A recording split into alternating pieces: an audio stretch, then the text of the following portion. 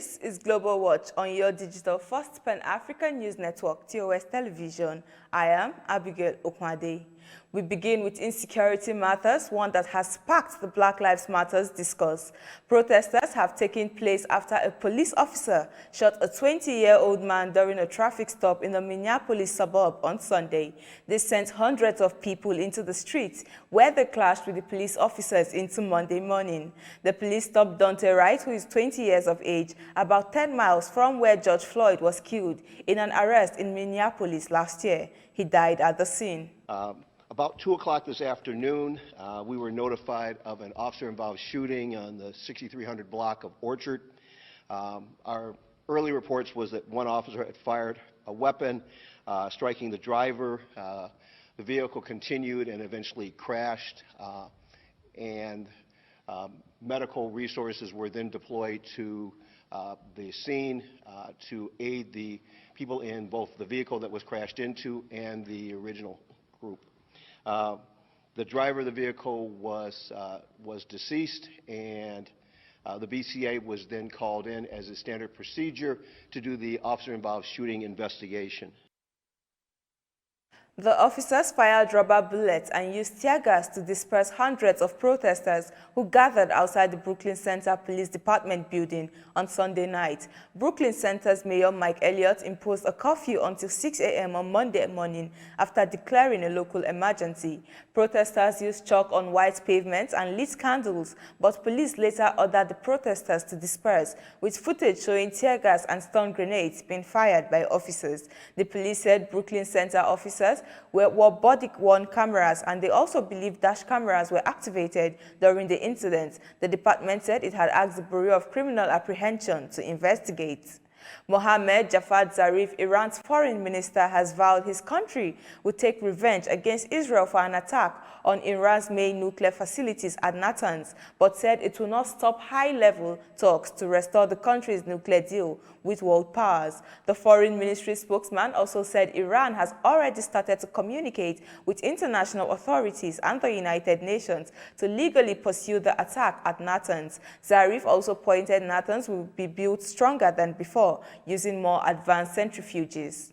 Iranian officials said the Natanz uranium enrichment plant was the target of nuclear terrorism on Sunday after initially reporting a power failure.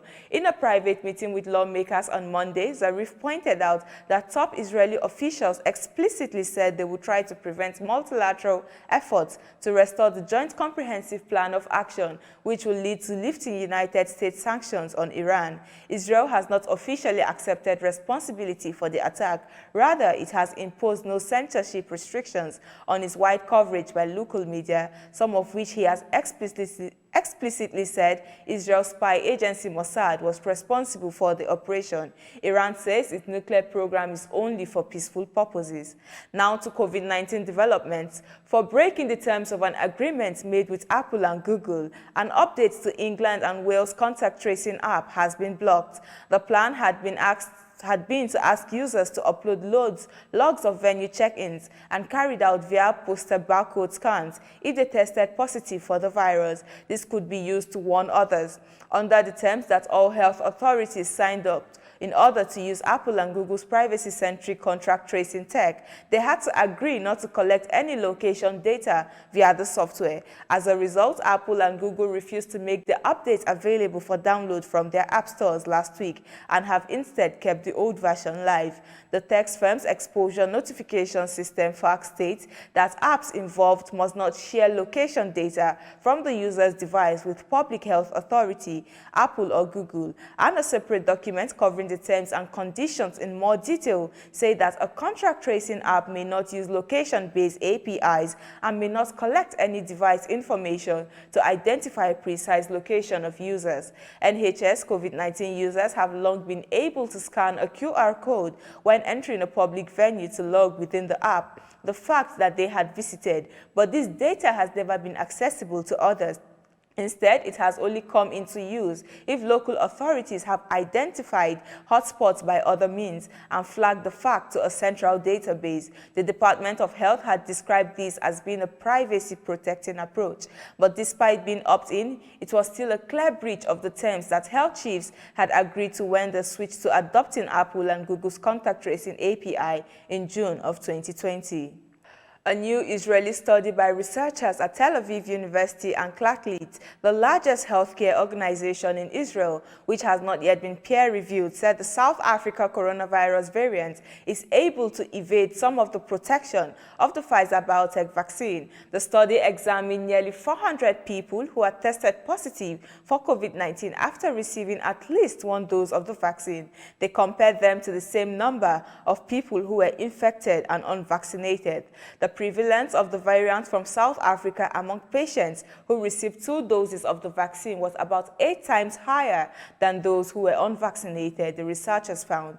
The data suggests the variant is able to break through the protection of the vaccine than the original strain, the researchers wrote in the study.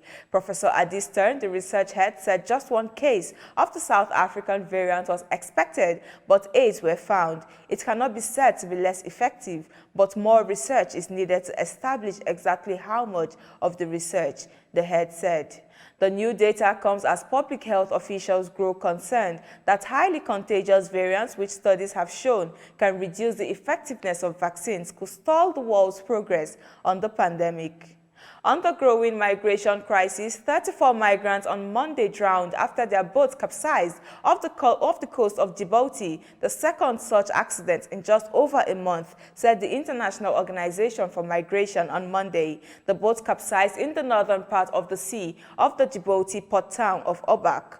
On Twitter, Mohamed Abdikar, the IMO's regional director for East Africa and the Horn of Africa, said the migrants were being transported by people smugglers. Apprehending and prosecuting people traffickers and smugglers who exploit the vulnerabilities of migrants must be a priority, he stated in the post. Too many lives needlessly lost. There were many children among the bodies found, an official said, adding that survivors were receiving treatment from the IOM and local authorities. The strait, which separates Djibouti from Yemen, sees an influx of migrants and refugees on a regular basis, passing in both directions. It is believed that thousands of migrants are stranded in Yemen, where the United Nations calls the world's worst humanitarian crisis. You are watching Global Watch. More stories coming up after the break. Just stay tuned.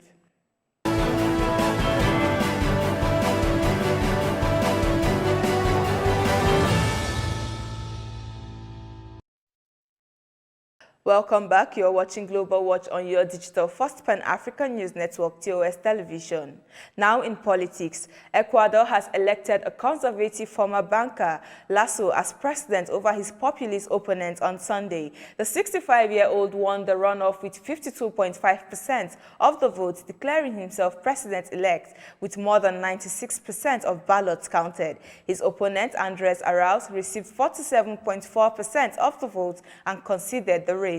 Lasso won after his 3rd attempt at running for office, as he defeated the 36-year-old leftist economist and prodigy of powerful ex-president Rafael Correa. It is a day in which all Ecuadorians decided their future. They have used their vote to express the need for change and the desire for better days, Lasso said in his victory speech. Mr. Lasso will deal with a poor economy and health crisis as the pandemic continues to affect countries across South America. From Brazil to Peru and Chile, hospitals are being pushed to the brink as infection rates increase, crimping hopes for an economic rebound. Lasso believes in tax cuts to boost the economy. He also sees it as a proponent of measures to reduce public debts. Now, over the weekend, French officials moved to ban domestic flights on routes that are connected by train and can be traveled in less than 2.5 hours. However, connecting flights will not be affected. The policy forms part of a border climate bill from France, which looks to cut carbon emissions from 1990s levels by 40% by year 2030. It could affect those traveling between Paris and cities, including Nantes, Lyon, and Bordeaux. The government has faced calls to introduce strict stricter regulations on domestic flights. France Citizens Convention on Climate, established by President Macron in 2019 with 150 members of the public, had proposed scrapping journeys by plane where there are train journeys of under 4 hours. The policy was criticized by the aviation industry, saying this was not the time to ban a portion of its business. These criticisms were dismissed by the industry minister. The vote comes days after the French government committed to pouring billions into Air France. This is due to ongoing travel restrictions and the resulting downturn of the aviation sector caused by the global health crisis. The planned measures will be voted for by the Senate before being passed into law. And in sports, Japan's Prime Minister leads the country to celebrate golfer Hideki Matsuyama's victory in the Masters. He is the first Japanese and Asian player to win an Augusta National and pull off the famous green jacket. Prime Minister Yoshide Suga said it was really wonderful as the country struggles to pull off the postponed Tokyo Olympics in just over 3 months. He further stated that as the coronavirus drags on, his achievements moved our heart and gave us courage. Masahi Jumbo Osaki, who tied for the 8th position in the Masters in 1973, said he hoped more Japanese male golfers would be inspired by Matsuyama's win.